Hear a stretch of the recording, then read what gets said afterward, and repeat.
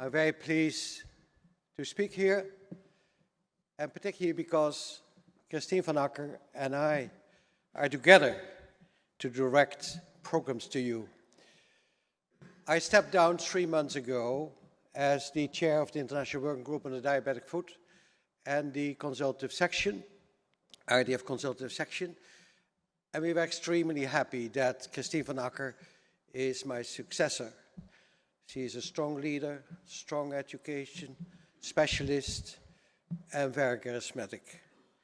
So, but this boy and that girl are not so obedient to Master David, as always, because we changed the title a little bit. If you read the title well, it's called Versus, VS, at least we think that's the meaning of it. But it cannot be that we as past chair and new chair have a public debate about programs we believe so very strongly in it. So what we do, I go back and talk about the last 10 years on our programs to reduce the number of amputations worldwide, and Kristien will cover the present and the future of these programs.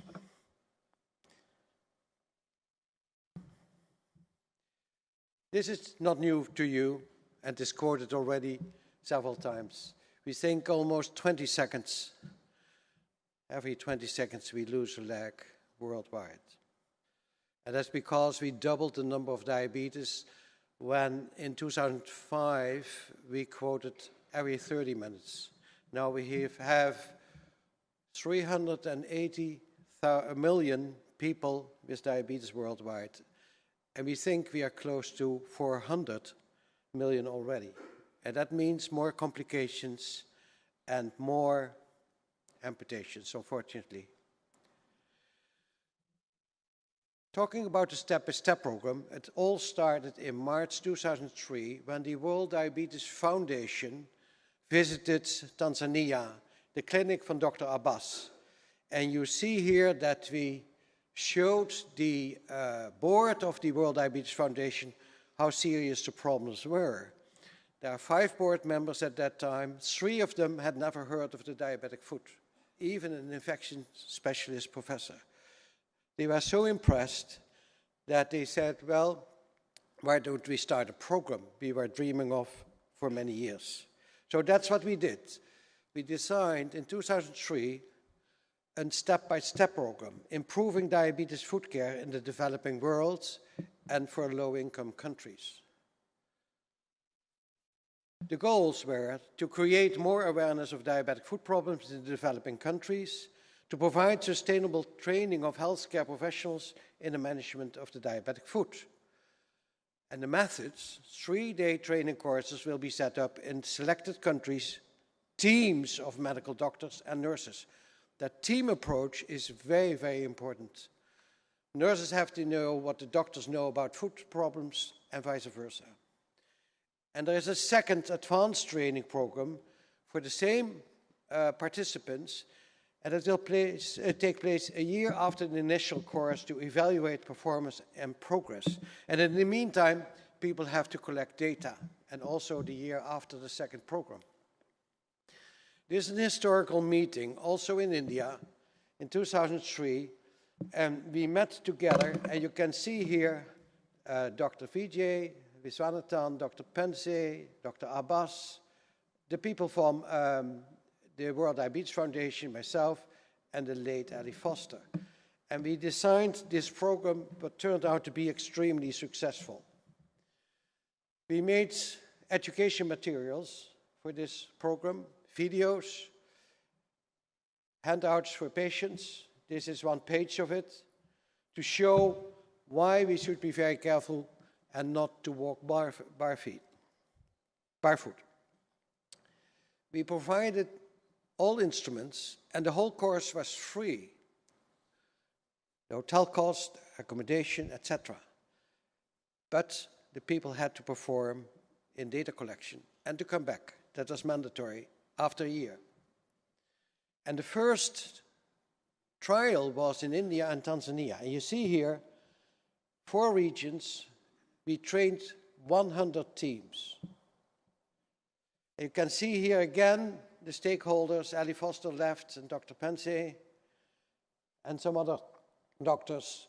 And this whole program was funded by the World Diabetes Foundation. Then we moved to Tanzania, and you see here Dr. Abbas laughing, very understandable, because he was very successful in setting up, he was the main organizer in Dar es Salaam. And why I show this picture is that the man in the middle is the Minister of Health. And as you've heard earlier today, it is very important to involve the public.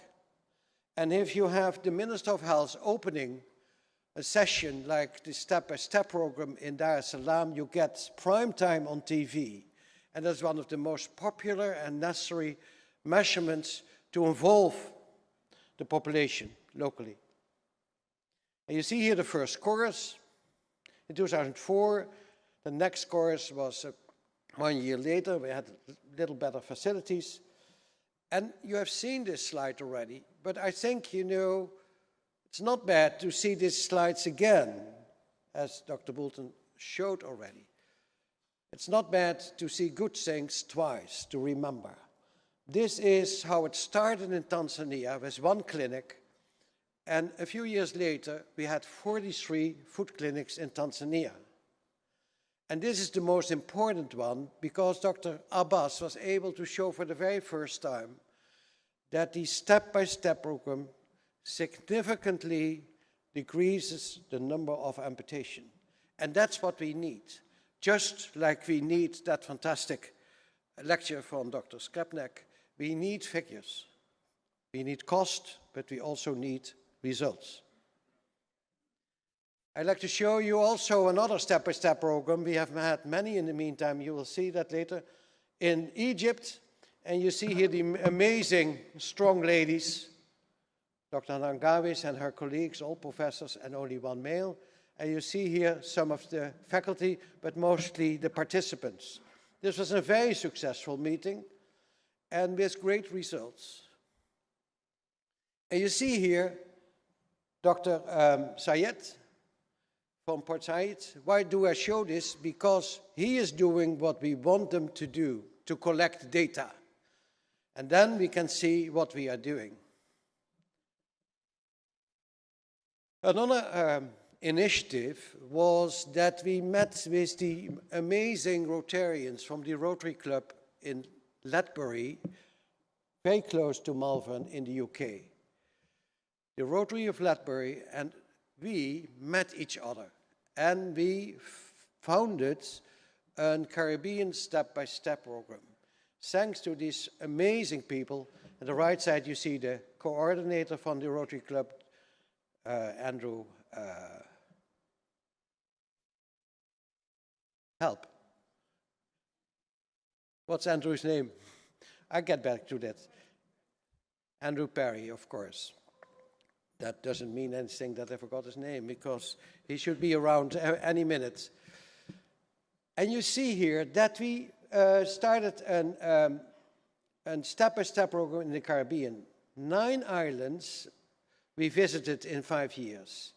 And the successes were enormous, and you will hear that in the next talk from Kristien.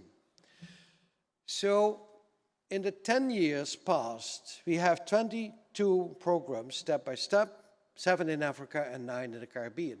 But also what we did, we launched the Diabetic Food Care Assistant Program. Why?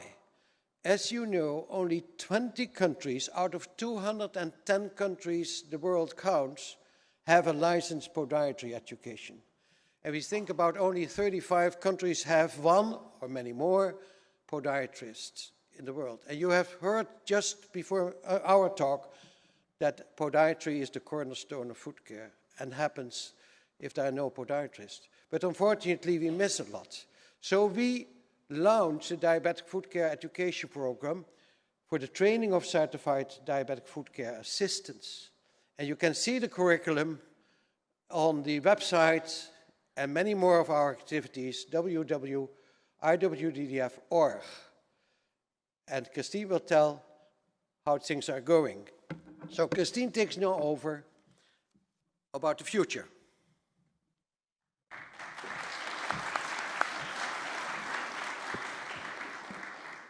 Thank you, Karel. And in the first place, thank George, Joseph, and David to invite me too as a new president.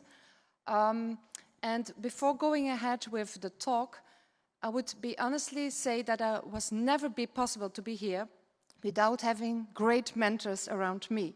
And Andrew, you were one of my real mentors too. I started my career with diabetic foot in Manchester, so I will never forget that. Of course, with the help of Karel, and also a third one is Jan Appelqvist, who helped me to understand the pharmacoeconomical problems. But he said to me, Kristien, you can never change anything in your country without measuring, without convincing your politicians. So my thesis was about that, and a lot of people like you, Andrew, and Karel were there when I defended it. And afterwards, a lot was changed in my country, and now I'm here. So thanks to all these people, I hope I can help a lot of other countries with a lot of other people together to go ahead. So let's see what we have done so far further. Let's see if this works. Yes. So the idea was, when we were with our faculties going around in the world to Africa, India, Caribbeans, and I started in Senegal for many years with Professor Job and Maimouna Nadur, we said, we can't go ahead like this. Let's have a new concept. Let's have the trainer concept in education worldwide. And we designed these courses, what's now called today Train the Foot Trainer program, to implement the step-by-step foot projects. And I'm so proud, honestly, that the logo was developed of one of my nurses and her husband with the beautiful colors and spreading out all the foot and the feet around the world. The concept of this course, and you can find more on our website of the International Working Group, as Karel mentioned, is 3 parts. In fact, we go back with the participants, the champions of regions, of a big region, of basic course. And if you look to the small things here, we believe that in foot care there is a process, a concept, that you have the basic things where you have the this is too much. Let's see how I can, it will go down. The blue ones are in fact the ones who are the basic care, prevention, and the easy ulcers. And then you have the red ones where you have the advanced ulcer, the chronic ulcer, where vascular disease comes in. And another important thing I want to share with you is during this process, you can have the management or the dismanagement problems. So in the course, we have the 3 parts, the blue parts, the basic course, advanced course items, also Charcot comes in, of course, revascularization, and a whole day with our participants who are champions in the countries, in the region, we go through implementation projects and ideas and concepts. Because it can't be like that World Diabetes Foundation, International Federation, and whatever can give the money for all these projects. We must be creative to look after our own funding and, for example, work together with local Rotarians and other persons. So the first course we did in this way, with Train the Foot Trainer course, we went back to the wonderful place in the South American region where we had a big champion, as Andrew told us in the morning, Linda Petrosa. And we asked her to go not only in Brazil this time, but for the whole Latin American region. And that was a challenge because I can't speak Spanish nor Portuguese, and no, the faculty was doing that. So how to do this? So together with the regional people, we had 59 delegates from 14 countries and champions in it. We had beautiful translators with us. And the good thing was that during these 5 days, they were with us and they were really part of the team, joking together with us. And we were taping all this, so at least the course now is existing in the Spanish, the Portuguese, and in English language. Just give some ideas. That's the way we worked in groups. And during the course, we were able to give tools to the participants to revive or to start a national program. So it's not only material. We developed together with the international faculty PowerPoints, basic PowerPoints. They can use it later on with their own pictures, not that we have the food from our people, but from their own country. So they have material to go ahead, and they have to think about what is the need in your country, what are the barriers in your country. Define it together, and before you leave, you have to define what will be the next step. The question, what you will do on Monday after the course. Strategies were developed for countries, regions in which more barriers were identified. As we had already big champions like Linda, like Daniel Braver, they find out what were the barriers in countries where they have to start. And the good thing was that their own region will help their own people from their region. So we defined also at the end of the course who will be the real facilitators of the outcome and the implementation of this program. And we have 3, except Linda, we had already. For the Spanish group, we had Daniel Braver, Yamil Yubish, who was already invited here some years ago, I remember well, because I was at that time here, and Naline Campillo from the Dominican Republic. And they have huge obligation to us, to the international faculty, because after 2 months, they have already to report us what was done after 2 months, what was done after 6 months, after 1 year. The next Train the Food Trainer program was again in the Caribbean with the help of the Rotarians, and we picked up some countries that were not in the possibility to share with us the course in Brazil. So 22 countries to revital the progress. Again, a lot of delegates, the family picture, and where I stay for is I'm a strong believer that we are a food family with sisters, with brothers. Of course, we have some fathers too. Guess who are the fathers? But whatever, we are brothers and sisters. And I often start courses like this. For those who are the real egos, please, there is the door. We have to sit together and find together good solutions. So let's see together what came out of this new concept of Train the Food Trainer. The important thing is that we are not able yet to give outcome results. We are just giving process markers, because that's a big difference. If you are going to an implementation process, you will not have immediately the outcome markers. So 6 months after the implementation in the South American region, 80% of our delegates were starting a national program and national basic courses after only 6 months. That's quite impressive. At that time, because I had to present this data at Melbourne, the number of trained people after 6 months, healthcare providers, were 666 people. Specialists, 226. I will not go through all the results, but again, you see that nurses were quite a bit of numbers, 271. And of course, because there are no podiatrists, as people have their license, only 4. So the number of new food clinics, the new start of new food clinics after 6 months, can you believe, was 111. And another good point is, as Karel already said, the Ministry of Health was not involved, the success number will be lower. So we asked during the conference and during this training, please go to the Ministry of Health, go to the patient organizations, because this will be very important for your success. And 50% of them had good contacts. We saw each other again in the World Diabetes Conference in Melbourne, and then with those people together, we were sitting down and identifying again the barriers. And there are some barriers, and they decided now, in 2 days ago, and the mail I was reading, that they will have a new update together in the IDF meeting in April 2014. But the barriers are not that big if you see the results. I asked, on behalf of this, to give this lecture, to give me the new results. And it was a little bit pushing because it was a carnival period, and you know, this is a very important period in the region, so it was quite a bit to have them on work.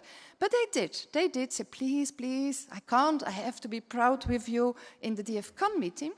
So today, we are 87% of the countries are very active on the national program. 1,103 people are trained, and Chile is now installing a wonderful telemedicine project. In the Caribbean region, there were more barriers because, do remember, there are islands, very difficult for communication. And the wonderful Simona McConney, who is a very strong leader, she is now installing also a very good steering committee to get further in the process. Some last slides. What about the future? The future is clear. We have to be a big family. Because after listening to your lecture, Grant, this is what we have to fight. It's not only America.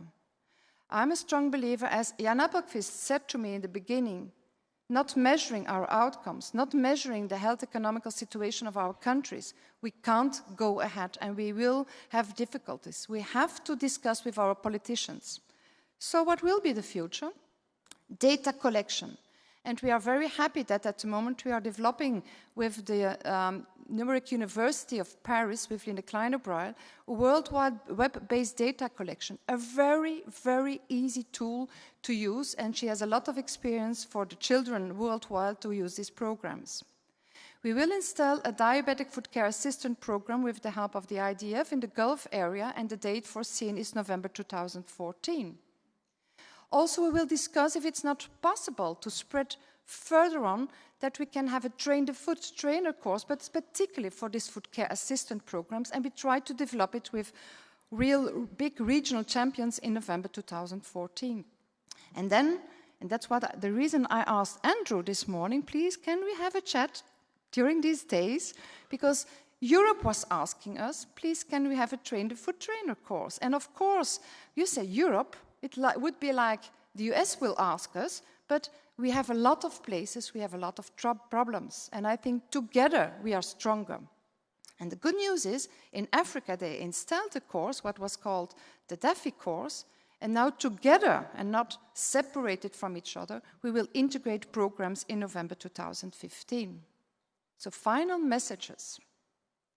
I've learned from Jan, don't look what you don't have, but look at what you have. That's one of the strong things to do together. And again, together with the HUMA and other wound associations in Australia, of America, we developed a paper that's called Interdisciplinary Team Building. And as was said this morning, it's not multidisciplinary anymore, it's interdisciplinary because the patient is central. So also our success will be in this way if we don't forget, we can't be egos. We do this because we do it for our patients. The success of those courses is and will be determined by three major points, I believe, or we believe.